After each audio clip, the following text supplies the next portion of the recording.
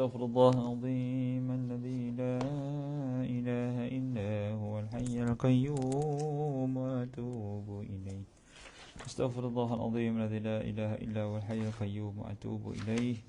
أستغفر الله العظيم الذي لا إله إلا هو الحي القيوم وأتوب إليه. أستغفر الله العظيم الذي لا إله إلا هو الحي القيوم وأتوب إليه. اللهم أنت ربي لا إله إلا أنت خلقتني وأنا عبدك وأنا على عهدك ووعدك ما استطعت. أعوذ بك من شر ما صنعت. أبوء لك بنعمتك علي وأبوء بذنبي فاغفر لي فإنه لا يغفر الذنوب إلا أنت. اللهم صل على سيدنا محمد وعلى آل سيدنا محمد كما صليت على سيدنا إبراهيم وعلى آل سيدنا إبراهيم وبارك على سيدنا محمد وعلى آل سيدنا محمد كما باركت على سيدنا إبراهيم وعلى آل سيدنا إبراهيم في العالمين إنك حميد مجيد. اللهم أنت ربي لا إله إلا أنت خلقتني وأنا عبدك وأنا على عهدك ووعدك ما استطعت. أعوذ بك من شر ما صنعت. أبوء لك بنعمتك علي وأبوء بذنبي فاغفر لي فإنه لا يغفر الذنوب إلا أنت. اللهم صل على سيدنا محمد وعلى آل سيدنا محمد كما صليت على سيدنا إبراهيم وعلى آل سيدنا إبراهيم وبارك على سيدنا محمد وعلى آل سيدنا محمد كما باركت على سيدنا إبراهيم وعلى آل سيدنا إبراهيم في العالمين إنك حميد مجيد. Assalamualaikum warahmatullahi wabarakatuh. Kita mulakan pertemuan dengan membaca Ummul Kitab Al-Fatihah. A'udzu billahi minasy syaithanir rajim. Bismillahirrahmanirrahim. Alhamdulillahi rabbil alamin arrahmanir rahim maliki yaumiddin. إياك نعبد وإياك نستعين اهدنا الصراط المستقيم صراط الذين أنعمت عليهم غير المغضوب عليهم ولا الضالين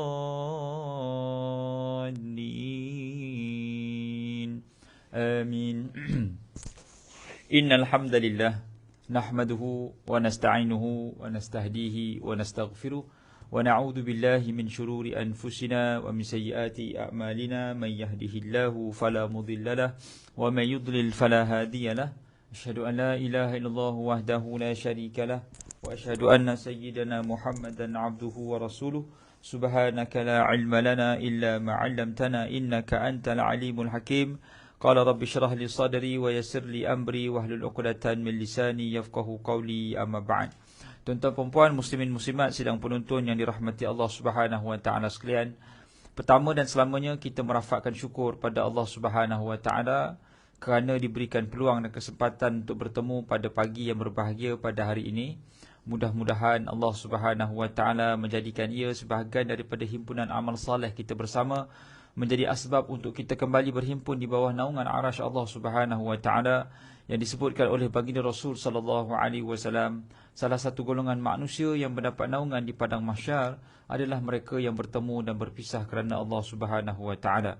Selawat dan salam ke atas nabi kita Nabi Muhammad sallallahu alaihi wasallam. Allahumma salli ala sayyidina Muhammad wa ala alihi wa sahbihi wa baraka wasallam. Ahli keluarga baginda dan para sahabat, para tabi'in, tabi'in dan doa berpanjangan buat seluruh kaum muslimin yang berada di Syria, di Palestin, di Kashmir, di Xinjiang, di Pakistan, di Yaman, di seluruh dunia, agar Allah Subhanahu wa taala terus berikan kekuatan dan kemenangan. Dan jika ada di kalangan umat Islam yang gugur di medan pertempuran, kita mendoakan kebaikan menjadi milik mereka. Dan pada masa yang sama kita juga berdoa kepada Allah Subhanahu wa taala dalam kita menempuh ujian kehidupan. Mungkin ada di kalangan kita yang kehilangan insan yang tersayang, hilang ekonomi, hilang pekerjaan, hilang kesihatan, agar semuanya itu digantikan dengan ganjaran yang setimpal di sisi Allah Subhanahu wa taala, kerana hakikat sebenar hidup di dunia ini adalah pentas untuk diuji. Manusia ataupun kita tidak minta lari daripada ujian, tetapi kita minta kepada Allah Subhanahu wa taala agar diberikan kekuatan untuk menempuh ujian yang berada di hadapan ini. Ya, mudah-mudahan Allah taala merahmati dan memberkatinya insya-Allah. Tuan-tuan perempuan, muslimin muslimat yang dirahmati Allah taala, kita bicarakan pada siri yang lalu bagaimana manusia yang taat kepada Allah Subhanahu Wa Taala yang ingin mencapai takwa, maka dia kena buat 3 perkara. Yang pertama ijtihad, yang kedua ihtisab, yang ketiga ijtinab. Yang pertama ijtihad, iaitu bersungguh melakukan ketaatan, bersungguh-sungguh melakukan ibadah, ijtihad. Yang kedua ihtisab, di saat dia melakukan ibadah, dia menghitung-hitung sama ada ibadahnya itu diterima ataupun tidak. Dia menghitung-hitung agar ibadahnya itu tidak memiliki sifat untuk melakukannya kerana manusia. Ihtisab membawa erti buat kerana Allah Subhanahu Wa Taala. Dan yang ketiga ijtinab. Seorang yang bertakwa, yang menelusuri perjalanan untuk membersihkan diri, perlu memiliki sifat ijtinab, iaitu menjauhkan diri daripada maksiat. Orang yang buat ibadah lalu membuat maksiat, seakan-akan dia menadah air di dalam baldi lalu membocorkan baldi tersebut. Jadi kita tak nak baldi yang kita pikul ini, yang kita tadah pahala ini bocor. Samalah dipanggil nikmat. Nikmat ni perlu ditadah dengan syukur. Ya, untuk tambah nikmat kena banyak syukur. Kalau kita nikmat banyak, kita kufur, maka kita bocorkan baldi tadahan ini. Sama juga ibadah. Ibadah yang dilakukan banyak, ijtihad dan ihtisab kita buat banyak, tapi pada masa yang sama kita tidak meninggalkan maksiat, kita membocorkan kantung pahala. Kita membocorkan kantung pahala ni tadi. Maka mari sama-sama tuan-tuan perempuan, kita pastikan kantung pahala, baldi yang kita tadah pahala ini penuh dengan ibadah, penuh dengan pahala insya-Allah. Mewakili barisan AJK Surau An-Nur Fasa 3A Seremban Selatan, mengalu-alukan kedatangan tuan-tuan perempuan ke Facebook Surau, dan sumbangan boleh disalurkan ke 0501 2010053038 Bank Islam. Selamat datang pada semua yang hadir, kepada Fauziah Thomas, Lin Mazlin daripada Johor, Makcik Atikah daripada Melaka, kepada semua yang hadir didoakan kebaikan. Makcik Syarifah Mat Kasim, Puan Syarifah Mat Kasim, kepada Jamaliah Awang, Masya Allah, kepada semua yang hadir didoakan kebaikan berpanjangan, Allahumma amin. Salidah Saleh, Waalaikumsalam warahmatullahi wabarakatuh. Irma Maz, Waalaikumsalam warahmatullahi wabarakatuh. Wong Jowo pun ada, Masya Allah, terima kasih di atas kehadiran. Maka kita menyambung bacaan kitab kita Minhajul Amidin karangan Imam Ghazali, iaitu wasiat-wasiat untuk orang beriman. Maka yang pertama, jalan perlu dilakukan untuk kita mencapai takwa. Yang pertama adalah, antara amalan para wali adalah banyak mengkosongkan perut, iaitu banyak berpuasa. Orang yang banyak berpuasa, maka jiwanya dekat dengan Allah Subhanahu Wa Taala, kerana puasa adalah amalan para anbiya. Nabi Muhammad SAW menyebut puasa yang terbaik adalah puasa Nabi Daud AS, iaitu selang sehari. Walaupun baginda SAW berpuasa Isnin dan Khamis, tetapi Nabi SAW mengangkat martabat darjat puasa Nabi Daud AS. Jadi kalau kita nak gabungkan kedua-duanya pun boleh. Kalau nak mengamalkan mana satu, nak amalkan ustaz, nescayalah puasa Nabi Daud AS, kerana puasa Nabi Daud AS diangkat oleh Nabi SAW sebagai sunnah qauliyah. Ya, sunnah fi'liyah ni apa yang Nabi buat. Sunnah qauliyah ni apa yang Nabi endorse, apa yang Nabi sahkan, apa yang Nabi kata boleh buat, ataupun Nabi sendiri sarankan untuk kita buat. Dan yang ketiga, sunnah taqririyah, sunnah yang Nabi benarkan sahabat buat. Jadi walaupun Nabi SAW puasanya Isnin dan Khamis, tetapi Nabi sahkan, Nabi sebut dan Nabi bagi tahu, Nabi acknowledge puasa Nabi Daud adalah puasa yang terbaik. Maka kita boleh puasa selang sehari, dan pada masa yang sama puasa Isnin Khamis. Contoh kita puasa Isnin sebab Nabi puasa Isnin, dan kita start puasa Nabi Daud. Kemudian Selasa kita berbuka, Selasa tak puasa. Rabu kita puasa sebab Nabi Daud puasa selang sehari. Kemudian hari Khamis kita puasa pula sebab Nabi Muhammad SAW puasa sunat hari Khamis. Kemudian hari Jumaat kita tak puasa sebab selang seli. Hari Sabtu kita puasa balik sebab selang seli Nabi Daud. Hari Ahad kita tak puasa sebab selang seli. Hari Isnin kita puasa pula. Jadi kalau kita puasa Isnin, kemudian kita puasa Rabu, kemudian kita puasa Khamis, kemudian kita puasa Sabtu, maka kita dapat pahala 2 dah. Pahala Nabi Daud AS dan puasa-puasa Nabi Muhammad SAW. Jadi boleh gabungkan 2 sekali. Bagi yang kuat nak buat lah. Kalau yang tak nak buat, niat pun tak apa. Niat pun tak boleh, payah lagi tu. Niat pun tak apa. Ataupun jamu orang berbuka puasa. Jamu orang berbuka puasa. Jadi waalaikumsalam kepada Siti Maisarah, kepada Puan Siti Anisah Masno, Masya Allah. Boleh Jadi kalau nak gabungkan 2 puasa, boleh puasa Isnin, kemudian Selasa tak puasa, puasa Rabu, Khamis puasa, Jumaat tak puasa, Sabtu puasa. Kita gabungkan puasa Nabi Daud AS dan puasa Nabi Muhammad SAW. Dapat pahala kedua-duanya, Masya Allah. Yang kedua jalan orang yang nak dipanggil nak membersihkan hati ni tadi, bukan sekadar perut kena banyak kosong. Yang kedua, kurangkan berkata-kata. Orang yang banyak bercakap-cakap ni, dia kurang pahala dia. Maksudnya bila banyak bercakap ni, banyak dosa mulut lah. Dosa mulut ni dalam kitab Bidayatul Hidayah ataupun Hidayatul Salikin, ada 8 dosa mulut. Apa dia? Mengumpat, mengeji, membuka aib, memfitnah, mencaci, apa lagi? Bangga diri. Ini semua kata-kata mulut. Marah-marah. 7 dah. 8. Khianat. Ada 8 dosa mulut yang perlu kita jauhi. Marah-marah, ya Allah Akbar. Marah-marah adalah sifat ataupun dosa mulut yang paling mudah dilakukan oleh manusia. Sebab itu sebahagian ulama mengatakan orang yang marah-marah ni, ataupun Nabi bagi tahu, orang yang marah-marah ni adalah memiliki nafsu yang paling rendah sekali. Sebab langsung tak ada kekuatan nak tahan. Kita kalau orang langgar kereta kita memang boleh marah, tapi sabar. Kita tahan, sabar. Orang yang boleh sabar, maka dia menganggap dugaan yang datang ini sebagai hadiah daripada Allah. Orang yang tak boleh tahan marah dia marah kepada takdir Allah Ta'ala. Contohnya suami kita beli tembikai, contoh. Kita dapat tembikai suami beli. Tapi tembikai tu tembikai tawar. Kita marah suami kita, cakap, abang kenapa beli tembikai tawar? Saya suruh beli tembikai manis tau. Maka suami pun kata, saya mana nak tahu tembikai tu tawar? Saya masa nak beli tu memang saya niatkan tembikai manis. Tapi nak jadi tawar mana saya nak tahu? Awak ni kalau lain kali tak pandai belilah. Tanyalah orang kedai tu, katanya. Maka suami tu penuh dengan kesedihan. Yalah, dia nak memuaskan hati isterinya. Tapi tak boleh. Dia bawa lah tembikai tu pergi menghadap tukang kedai. Maka dia pun berkata, wahai tuan kedai, kenapa jual tembikai yang tak manis, yang tawar? Habis saya kena marahkan isteri saya. Yang kali kalau nak menipu, jangan jual tembikai, boleh? Maka tuan kedai tu kata, wahai tuan yang pembeli, mana saya nak tahu tembikai tu tawar?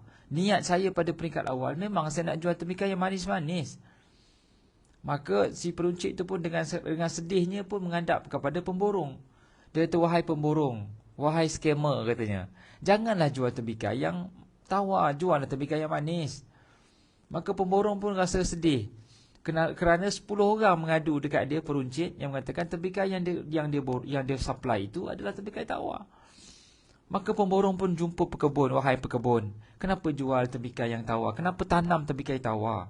Tanamlah tembikai yang manis. Habis saya nak jawab dengan peruncit macam mana? Maka pekebun pun pening. Dia nak jawab macam mana? Sebab dia tanam tu bukan dia yang datangkan tembikai yang manis ataupun tawar. Yang datangkan manis dan tawar tu adalah Allah. Maka Allah datangkan tembikai yang tawar kepada semua orang. Kepada pekebun, pemborong, peruncit, suami dan isteri. Untuk Allah tengok siapa? Untuk Allah tengok siapakah di kalangan mereka yang paling sabar. Allah nak tengok bila Allah datangkan ujian, Allah nak tengok siapakah hambanya yang paling sabar dalam menghadapi ujian. Wa basyiris sabirin. Tetapi nampak gayanya semua tak sabar. Gitu. Jadi Allah Ta'ala datangkan ujian untuk uji kita silibus sabar. Ada kalanya Allah uji kita dengan silibus redha. Ada kalanya Allah uji kita dengan silibus syukur. Allah uji kita dengan silibus macam-macam lah silibusnya. Hidup kita ni kan pentas ujian. Bila ujian datang, maka ada subjeknya. Subjek sabar, subjek syukur, subjek sakit, subjek redha. Sebab kita ni Allah nak uji, nak naikkan pangkat, nak layakkan kita ke syurga. Maka di saat ujian datang, kita pilihlah untuk bertenang dan bersyukur. Lepas ni kalau ujian datang, kita alhamdulillah. Selamat datang wahai ujian. Inna lillahi wa inna ilaihi raji'un. Daripada Allah kita datang, kepada Allah kita akan dikembalikan. Ataupun kita baca hasbunallah wa ni'mal wakil wa ni'mal maula wa ni'mal nasir. Cukuplah Allah sebagai pendamping. Begitu. Itu antara doa-doa yang boleh kita baca, yang kita dapat ambil daripada Al-Quranul Karim. Jadi yang kedua adalah orang yang tahan kata-katanya, yang kurang kata-katanya. Maka ini sifat orang yang menelusuri perjalanan untuk jadi orang yang baik. Tadi tu banyak mengkosongkan perut, banyak berpuasa daripada banyak kenyang. Yang kedua, banyak diam daripada banyak berkata-kata. Sebagaimana kata Nabi SAW, "Man kana yu'minu billah wal yaumil akhir falyakul khaira aw liyasmut." Barang siapa yang beriman pada Allah dan hari kiamat, cakaplah yang baik-baik. Kalau tak ada yang baik-baik, elok diam je. Diam je. Tapi diam biar bertempat lah. Kalau orang minta nak minum apa, diam je. Payahlah juga. Encik nak minum apa? Diam. Nak minum Milo tarik ke atau teh tarik? Diam. Nak makan roti canai ke, nak makan roti telur ke, nak makan roti tisu? Diam. Kalau macam tu, elok encik duduk kat rumah je lah. Sebab kursi ni orang nak makan. Kalau encik nak diam je, balik rumah. Ada orang jenis suka diam je. Tapi kalau orang perempuan, bila ditanya suka ke tak suka, dia diam. Maksudnya dia suka lah tu. Orang perempuan ni, dia diam tu tanda setuju. Kalau tengok cerita Piramli tu, bapak dia tanya, kamu suka ke cik dia kepada tu? Dia diam je. Maksudnya diam tu ada makna tu. Perempuan ni kalau diam, dia ada makna. Baik. Tapi orang perempuan ni kalau dia bercakap, dia marah-marah, maka dia okey. Kalau dia diam je, ada something orang somewhere. Orang perempuan ni kalau dia bercakap, baru nampak dia okey. Wallahualam lah. Ni orang tua kata, orang perempuan ni kalau dia suka, dia banyak bercakap. Walaupun dia marah, dia suka sebenarnya. Tapi kalau dia diam, itu lagi bahaya. Seumpama sungai tasik yang ada buaya. Diam je, rupanya ada buaya. Jangan dia baling batu. Dia baling batu kan keluarlah buaya tu tadi. Itu orang pesan pada saya, perempuan ni biar bercakap. Kalau dia tak bercakap, dia stres sebab dia terpendam di dalam. Orang lelaki tak apa. Orang lelaki ni dia memang suka berdiam. Orang lelaki ni kalau dia berdiam, maksudnya dia okey lah tu. Kalau dia banyak bercakap, maksudnya dia tak okey. Dia stres. Kalau dia diam, okey. Ada senyum je, gitu. Sebab orang lelaki ni dia ada tempat nak melepaskan dia punya stres dia. Kadang-kadang dia naik motor, kadang-kadang dia naik basikal, kadang-kadang dia main futsal, kadang-kadang dia berlari. Itu cara dia melepaskan stresnya. Saya kalau penat sangat memang diam je duduk dalam bilik, kata Siti Maisarah. Tunggulah kalau dah kahwin nanti, Maisarah. Kalau dah kahwin nanti, memang suami tu dipanggil punching bag. Punching bag ni tempat tumbuk. Maksudnya dia akan cakap je. Abang tahu tak dekat sekolah saya, budak-budak ni degil lah. Baik. Ya Allah, saya suruh makan, dia tak nak makan. Baik. Saya suruh dia minum, dia tak nak minum. Baik. Suami kena diam, dengar je. Gitu. Suami yang hebat adalah suami boleh mendengar di saat isterinya meluahkan perasaan. Begitu. Baik, C ataupun ketiga. Tanda orang itu dia menelusuri perjalanan orang yang saleh ataupun orang yang berjalan untuk membersihkan diri dia. Dia menjauhkan diri dia daripada pergaulan bebas.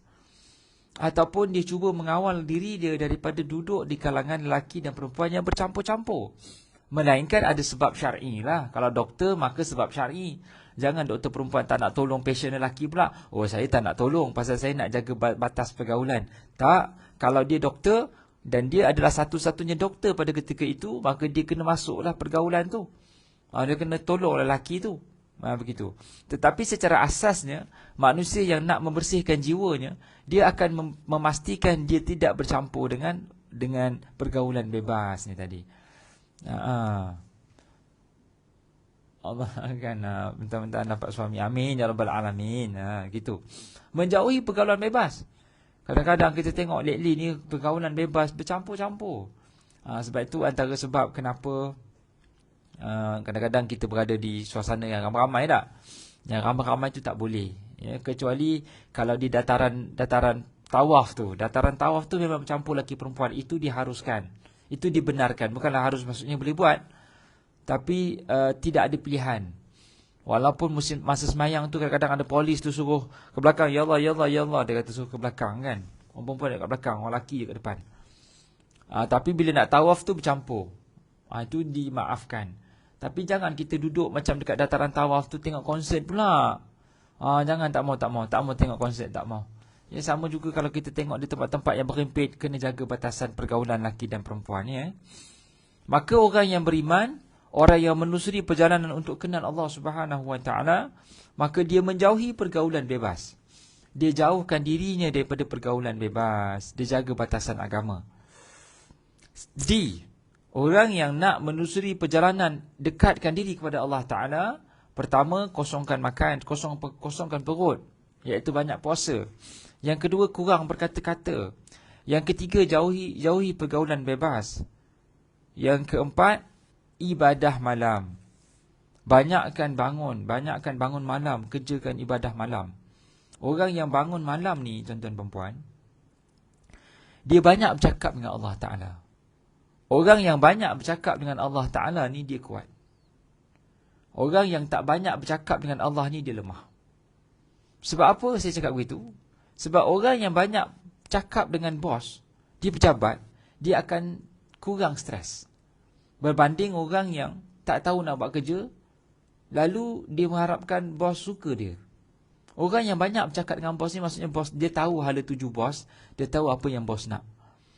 Jadi samalah dengan kita dalam hidup ni, tuan-tuan dan puan, kita kena banyak bercakap dengan Allah Subhanahu Wa Taala. Walaupun respon itu mungkin kita tak dapat secara langsung, secara direct, tetapi Allah Ta'ala bercakapnya dengan kita, dia akan datangkan situasi depan. Mungkin dia nak ajar kita tentang erti muhasabah selalu. Maka dia tengok orang lain disabitkan kesalahan di penjara, maka Allah nak beritahu kita kena muhasabah. Allah nak berikan kita pengajaran tentang kematian, Allah datangkan kematian di depan tu, orang lain mati. Itu cara Allah bercakap dengan kita. Allah datangkan kesedihan pada kawan kita, maka kita pun rasa sedih, ya Allah, kesian kamu, ya, kita tidak diuji. Maka Allah Ta'ala nak ajar kita dengan situasi yang berlaku di depan ini. Itu cara Allah bercakap dengan kita. Jangan kita nampak doa kita tidak dikabulkan. Tidak.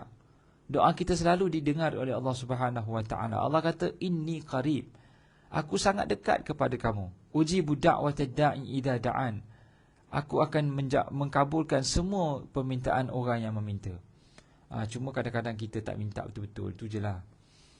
Ya, tinggalkan tempat tidur, bangkit dan bicara dengan Allah. Betul? Ya, orang yang beriman ini, dia bangun malam. Kalau kita tengok pada surah Sajadah, Allah Ta'ala berfirman, orang yang beriman ini, dia bangun malam. Macam mana ke ayat dia? Allahumma salli ala Muhammad. Dia bangun malam, dia tinggalkan katil. Saya terlupa dah ayat tu macam mana ke bunyinya. Allahumma salli ala Muhammad. Allah, saya lupa nak datangkan ayat tu. Tak ingat dah macam mana bunyi. Tapi orang yang beriman ni, dia tinggal, dia bangun daripada tempat tidur dia, dan dia banyak sujud kepada Allah Subhanahu Wa Ta'ala. Itu tanda orang beriman. Orang yang banyak, yang bersyukur terhadap nikmat Allah Ta'ala, dia banyak bangun malam. Dan jadikan amalan bangun malam itu amalan yang paling disukai. Kerana amalan bangun malam inilah para anbiya menjadi sangat kuat. Para nabi menjadi sangat kuat kerana mereka melazimi amalan bangun malam. Kita tak percaya, tuan-tuan puan, cubalah bangun malam. Kita bangun setiap hari pukul 5.30, bangun. Wajibkan diri ini bangun 5.30 setiap hari. Di saat kita bangun tu, solat tahajud. Lepas siap-siap tu, sebelum subuh, solat tahajud. 2 rakaat sebelum subuh, khairul minad dunya wa ma fiha. 2 rakaat sebelum subuh lebih baik daripada dunia dan seisinya. Apa lagi yang kita nak apabila kita telah mendapat janji daripada Tuhan sekalian alam ini untuk beritahu kepada kita, 2 rakaat sebelum subuh lebih baik daripada dunia dan seisinya. Kita tak nak ke dunia? Kita nak dunia. Tetapi bila mana Nabi kata orang yang dapat dunia ini adalah bila dapat selesai 2 rakaat sebelum subuh. Tapi kadang-kadang itulah yang mereka susah nak buat.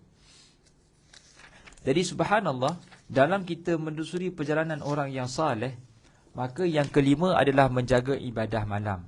Yang keenam, menjaga sumber makanan daripada yang halal.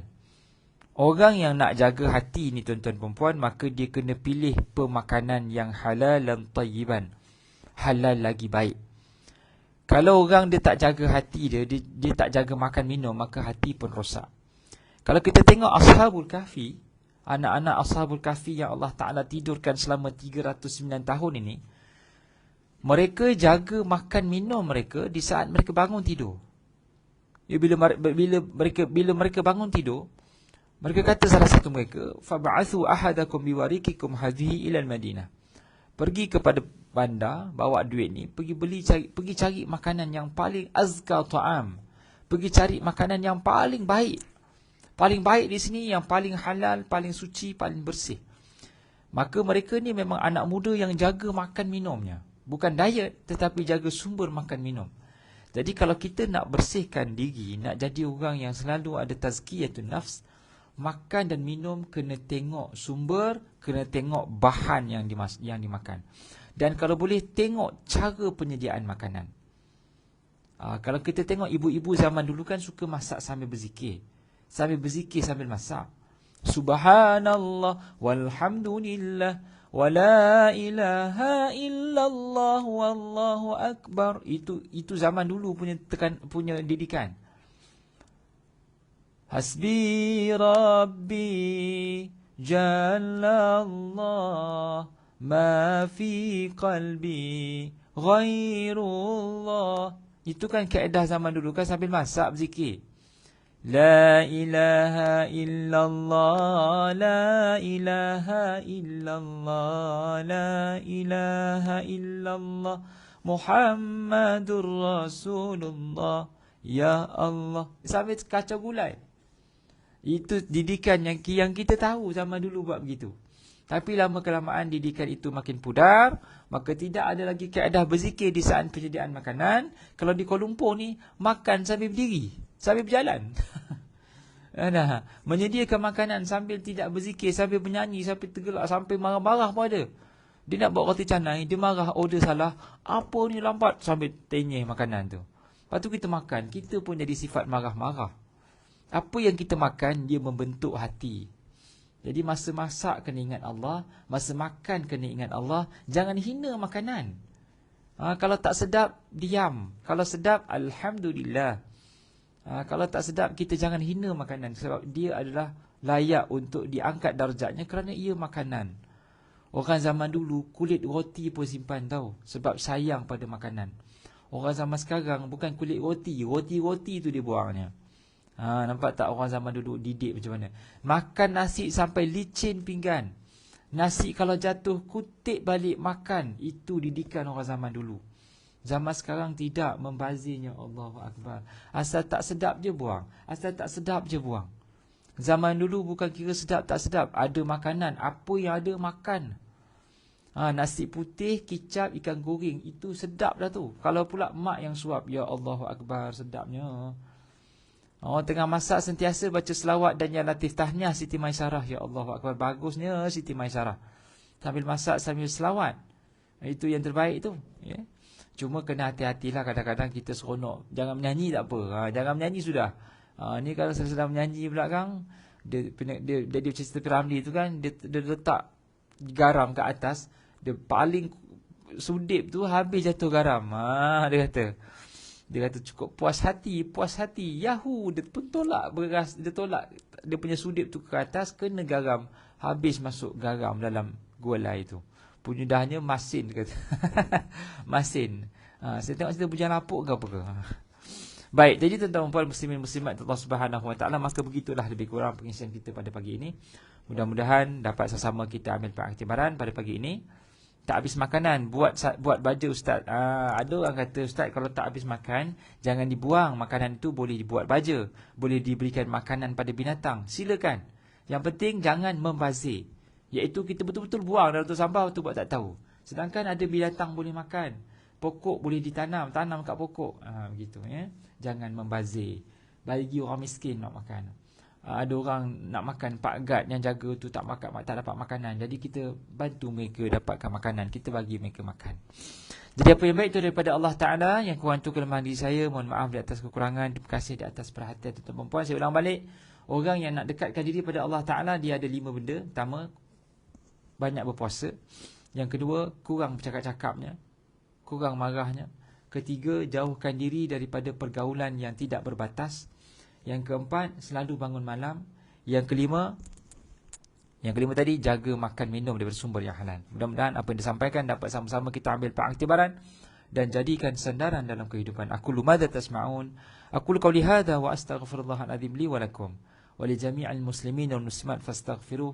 Wassalamu alaikum warahmatullahi wabarakatuh.